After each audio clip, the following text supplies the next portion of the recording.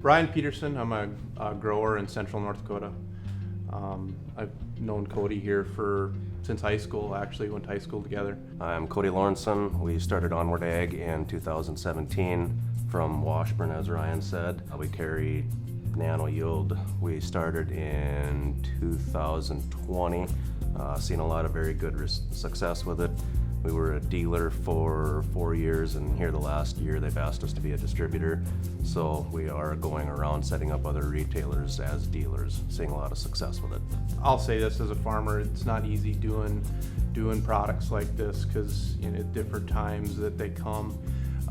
So it was one of those, here, throw this in, and I told Dad, he was running the sprayer at the time, let's just turn off the section and we'll put the product in, we'll go spray it, and we'll mark that area and see if we have a visual result. So we did it, and it was so funny because Dad is kind of a let's see and see what happens before we go jump on, and he was one of the first ones to be like, holy cow, you could see that section and it just looped down, and you could see right where it got turned off, and that really kind of hooked us, is that visual.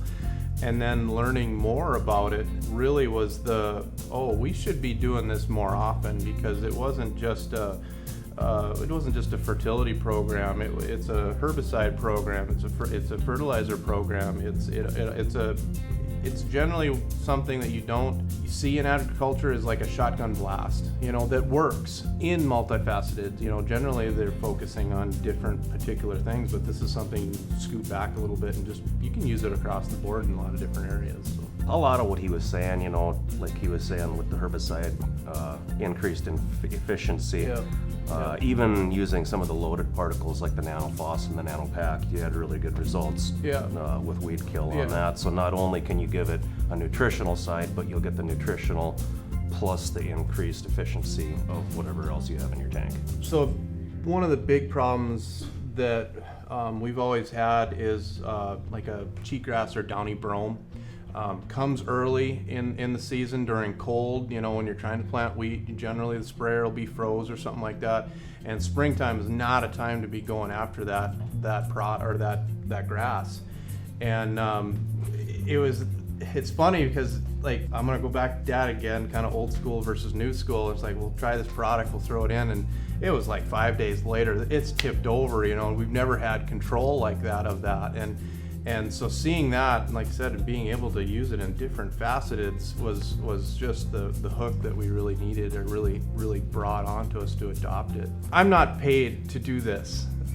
I've never taken on a product, and I've tried many different products, and I've never been more passionate about a product. I asked a question earlier about explaining the product, but it's something that for some reason it just works in so many different ways that it's something that as a grower, it's like everybody needs to be doing this. It's really funny because, like, I find myself just vomiting out of the mouth, just trying to, like, you guys got to do this, and then the hesitance comes, and it's like, all right, now I'm to the point where I'm like, I don't know if I want to tell anybody. This is a nice little advantage, No, tell everybody, please. Yeah, I will, obviously, yeah, I will, but it's something that it's just being passionate about it, which is really, something that I, wouldn't see, that to want to be able to tell more people about it, because it's amazing seeing the difference, and getting the results, at the end of the year,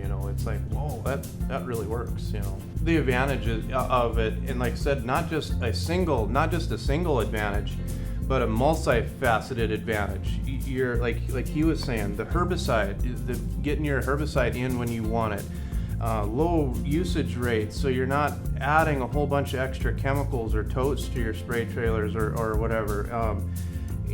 Being able to do fertility while you're doing something else, being able to combine things to get efficiency by not changing anything. You're just adding a small jug a lot of times, the usage rates are real low, so it's still easy to use it. And then being able to do it once or twice, even at the start of the season, and then getting all the way to the end of the harvest and going, holy cow, I've saved myself this much money by reducing my fertilizer because we run a reduced fertilizer program. My idea isn't to shoot for the moon yield-wise, it's to get the best ROI I can get, which I think in today's economy is so important. And then being able to see, hey, neighbors are getting this, my yield side by sides we're definitely seeing advantage of, and being able to say we did it with less and we did it with just the same amount of ease. For me, I started out focusing kind of on the big ones, so it'd be P and K,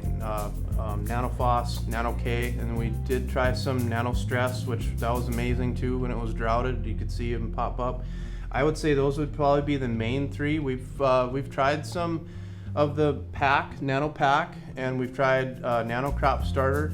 A little bit harder to see those results because a lot of that happens really early on, you know, and when we're doing, and we've kind of just dove in and kind of put everything towards it as a complete nutritional package. So to pull individuals out to see which one is doing the best, I tend to focus on plant health overall. So to me, if I've got a great tissue samples and I got good yields at the end of the year, the program works. We've locked it in. We've figured out, you know, what we're going to be doing going forward. So we've used a lot of products, but I tend to focus on kind of sprayer-driven ones that are easy to do during herbicide passes or fungicide passes. One thing that you've been doing is reducing about 30 pounds of dry on your Phos. Yeah, because we've run Nano-Coat too, yep.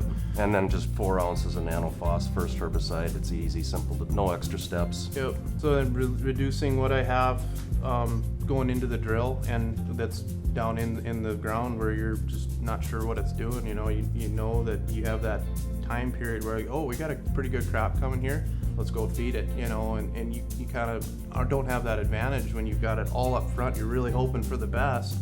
You don't have to worry about it as much, you know, you can change and tweak later on. I want to say 100% of the time, but probably 95% of the time. The problem with on-farm trials is they don't get done correctly. We're not good at it.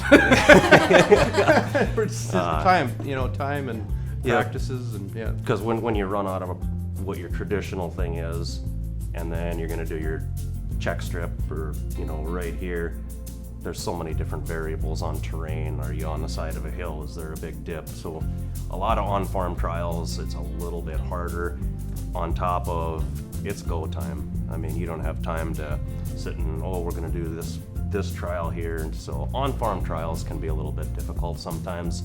However, there's a lot of third-party trials that are, I mean, there's piles and piles of information that's all positive.